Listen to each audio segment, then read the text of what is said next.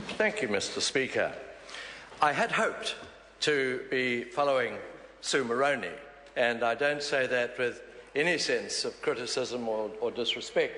It's just that hence the delay in taking a call, because it would be logical and I think courteous to hear what Sue had to say on her bill. As it was, we've had it introduced very clearly by Carol Beaumont and spoken to thoroughly by Sue Moroney. And so, in anticipation of, by Jacinda Ardern, in anticipation of Sue taking a call, I'll perhaps say the things that I would have liked to have told Sue. Had she had, had I had the, liked to have told Sue Moroney, had I heard what she wanted to say. But we've got to know one another quite well over this bill, and so I think none of it will come as a surprise. I guess I would say that this bill is a little before its time. And I think the events that we're seeing at the moment are indicating that that is the case.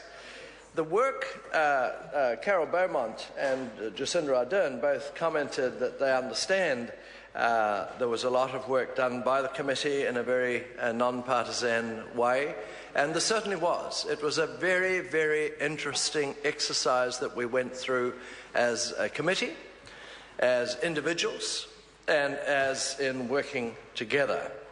I don't doubt there will be criticism levelled against the National Party, but I'm afraid that I don't colour up and feel guilty, because we worked very sincerely in the hope that we could see if we could avoid the financial veto with the work that was done, and whether it could be incorporated into the National Party vision of a bill. But let's see where we are at the moment, because we're not just talking about this bill, Mr. Speaker. We're talking also about the entitlement basis that we live with. Labor Minister Simon Bridges today announced that parental leave payments will increase from 1st July 2014. The maximum payment for eligible employees and self-employed persons will increase from $488.17 a week to $504.10 gross per week. The minimum parental leave payment for self-employed people will also increase from $137.50 per week to $142 gross per week. We've increased parental leave payments to reflect the 3.3% increase in the average weekly wage over the past year.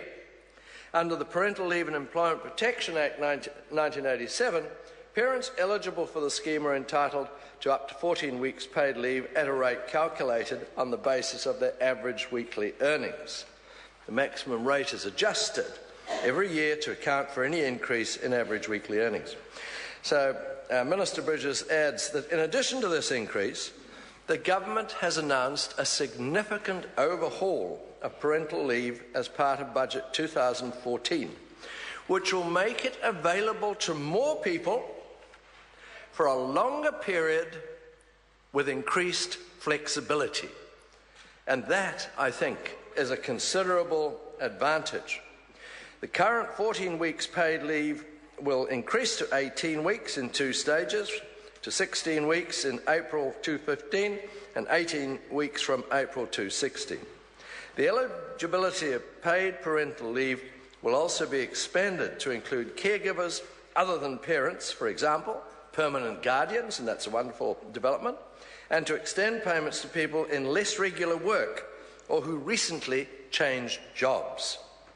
Some flexibility will also be introduced to parental leave to allow, for example, an employee to attend the course or work on an occasional day. Supporting children and families is a priority for this government, and the changes will ensure New Zealand's parental leave framework better reflects modern working arrangements and today's diverse family structures. And I think this was a concurrent thought that we had running through our discussions at the Select Committee, because in fact the previous system, before these alterations that came through the budget, were very much a sector payment. Very much a sector payment. A sector, yeah. And so which sector? The ones who benefited from it. And there weren't lots of them. It was fairly isolated. And so all that we have achieved in the budget would not have been occurred, because this is part of a suite of changes that are of real benefit to parents. I was moved listening to Jacinda Ardern celebrating her family's production of a grandchild. And I can well remember the pressures of parenthood when we were blessed with our 2 children. It's tough. It is tough. And things like the doctor's visits till the children are 13 being free are a huge thing for parents. They really are. They really are. And we don't want to do without any of those things. And so I think this bill that we're talking about now, we examined it very thoroughly. We considered it very thoroughly. It has never been a goer as far as National is concerned. And we're talking, the speakers have been saying how there was a majority of people, therefore it should pass, must pass. Well, I think Labor and I think every party in the House acknowledges that the government has to have a fiduciary control over legislation, and therefore I don't think anyone has criticised Mr English for having the power of a veto, and we were unable to produce a convincing enough argument for that veto to have been or the indication of a veto to have been removed. I think Sue Moroney should be proud of the work she's done on this bill, and I think the committee can be relaxed in the face of criticism, because we did do a very thorough job. It was enjoyable, and it was certainly something I think we all learnt a lot from. From that point of view, it was a satisfactory bill, but we will not be supporting it through Parliament. Thank you, Mr Speaker.